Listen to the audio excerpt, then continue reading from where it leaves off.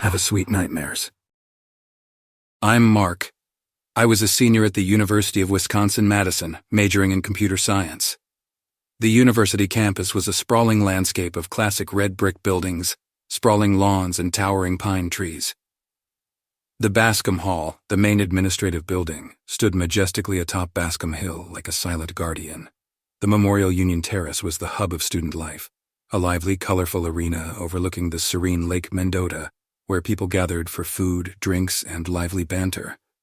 The college was a universe in itself, nestled in the heart of Madison, a city known for its eccentric charm, lush parks, and vibrant farmers markets. Life was going good. Classes, assignments, beers, and parties. Until that winter.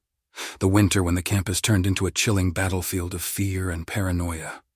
It all started innocently, a series of pranks. Doors were found ajar, belongings misplaced. We laughed it off. College students, after all, are experts at mischief. But then things took an eerie turn. Personal diaries were found open, intimate secrets spilled, relationships strained. We were rattled, but we held on. Then came the night of December 15th, the night Jordan disappeared. Jordan was a good friend, a roommate. We were returning from a party, slightly drunk, laughing our way through the snow-laden paths. I remember him waving me goodbye near the science hall, his silhouette disappearing into the darkness. That was the last I saw of him. The next morning his bed was untouched, his phone lay on the desk. His jacket, still wet from the snow, hung on the chair. He was gone. The campus went into a lockdown. Police swarmed the grounds, sniffer dogs prowled the dorms. We were interviewed, interrogated, our lives turned upside down. Fear hung heavy in the air. Our sanctuary had been violated, our peace shattered. Days turned into weeks, but Jordan remained missing. Rumors spread like wildfire. A serial killer on the loose, a secret cult, a ghost haunting the campus. The vibrant energy of the place was replaced by a palpable tension. Laughter gave way to hushed whispers, parties to prayer meetings. I was a wreck, sleep-deprived on the edge. Every creak, every shadow sent my heart racing. I was seeing things, hearing things. Then, on a cold January night, I saw him, Jordan, standing outside my window, his face pale, eyes hollow. I screamed, stumbled back, but when I looked again, he was gone. A figment of my imagination, or a cry for help from the other side. The next morning, they found Jordan's body, frozen, buried in a snowdrift near the lake. Cause of death, hypothermia. The police concluded he must have wandered off that night, lost, drunk, and succumbed to the freezing cold. But I knew better. I knew about the shadowy figure outside my window. I knew about the fear that still clung to the dorm rooms, the terror that lurked in the silent hallways. Was it a tragic accident, or a sinister plot? I don't know. All I know is that the University of Wisconsin-Madison was never the same for me again. The laughter, the camaraderie, the innocence, they all seemed distant, tainted by a chilling winter of horror and loss. This is my true college horror story. The University of Texas at Austin, sprawling across a massive 431-acre plot, stands as a beacon of higher education in the heart of the Lone Star State. Its limestone buildings, some dating back to the late 19th century, rise majestically against the backdrop of a vibrant city bustling with music, food, and a thriving tech scene. But beneath this veneer of academic pursuit and youthful vivacity lies a tale of unimaginable horror that I, unfortunately, had the misfortune to witness. My name is Sam, a graduate student in the Department of Anthropology. Being a graduate student, I had access to parts of the university that most didn't. The subterranean labyrinth of tunnels used for maintenance, the top floor of the tower offering a panoramic view of the city, and the old, mostly abandoned sections of the science lab building. It was late fall. The usually warm Texan air had started to take on a chilly bite. I was working late in my office, tucked away in the basement of the science building. The building itself was a remnant of the late 60s with faded linoleum floors and sterilized white walls that had slowly turned a sickly yellow with age. It was around 2 a.m. when I heard it, a soft, muffled thud coming from the old storage room down the hallway. Being a naturally curious person, I decided to investigate. The hallway was dimly lit by flickering fluorescent lights, casting an eerie glow that made the shadows dance in a macabre ballet. I reached the storage room, A cold gust of air hit me as I opened the door. The room was filled with discarded lab equipment, decrepit wooden cabinets, and stacks of old research papers.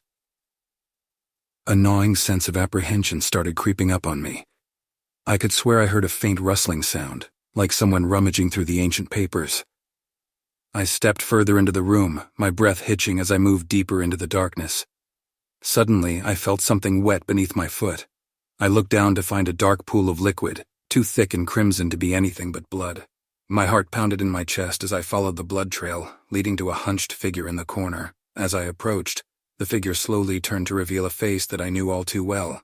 It was Dr. Jacobson, my advisor. His eyes were wide open, a look of sheer terror etched on his face. His throat had been cut open, blood still oozing out and staining his white lab coat.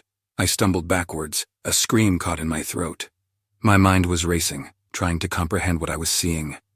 I scrambled to my feet and ran, the sound of my footsteps echoing through the silent building. I burst out of the main doors into the chilly night, my heart pounding as I fumbled for my phone to call 911. The next few days were a blur of police reports, questioning, and a campus in shock.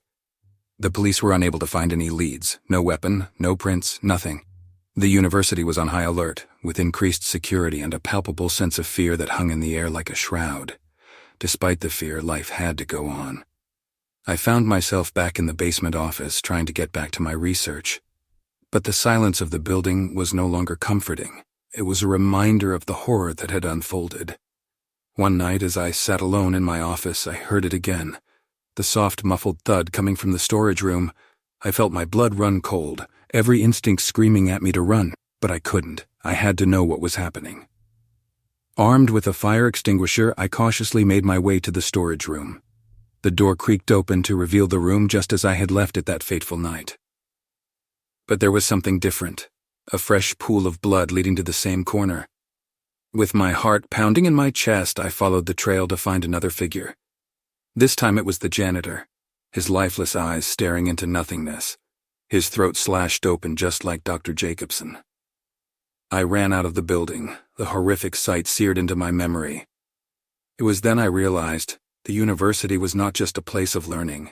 It had become a hunting ground, a place where an unknown predator stalked its prey under the veil of the night. The college I had once known was now a house of horrors.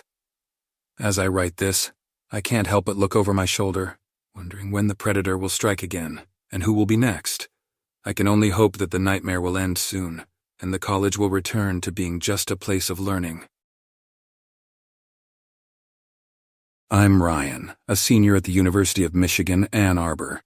There's something about the city that makes you feel safe, yet you find yourself constantly looking over your shoulder. The city is lively, with its bustling streets, historic buildings, and towering trees surrounding the campus. However, the idyllic facade conceals a darker reality. It was the beginning of the fall semester, and the campus was pulsating with energy. The leaves were turning red, the air was crisp, and excitement was in the atmosphere. My classes were going well, and my part-time job at the university library kept me busy. However, everything changed after one fateful encounter. One evening while returning from the library, I took a shortcut through the old humanities building. The building had a sinister charm, with its Gothic architecture and dimly lit corridors. As I walked down the hallway, I saw a shadow dart across the corridor. I froze, my heart hammering in my chest. I looked around, but there was no one there. I shrugged it off as a trick of the light and continued on my way. Over the next few days, the incidents became more frequent.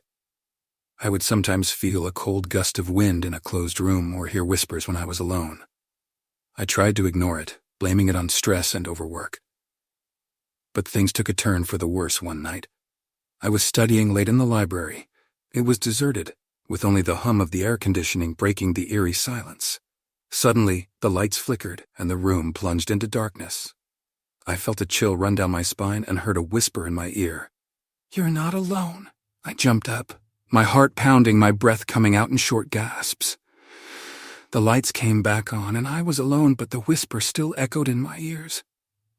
Fear gripped me and I began to see shadows everywhere. I tried to confide in my friends, but they brushed it off, attributing it to my overactive imagination. I felt alone and terrified, dreading every moment I spent on campus. The climax came during the finals week.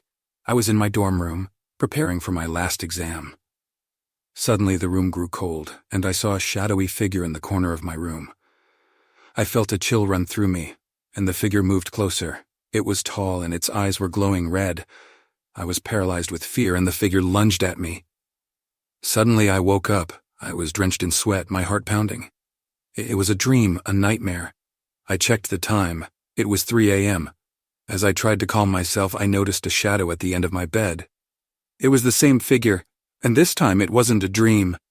It moved towards me, its red eyes glowing in the darkness. I screamed and tried to move away, but I was frozen in place. Just as the figure was about to reach me, the room filled with light. My roommate had returned from his night shift. The figure disappeared, leaving no trace behind. My roommate looked at me, his eyes filled with concern. I tried to explain what happened, but I was too shaken to speak.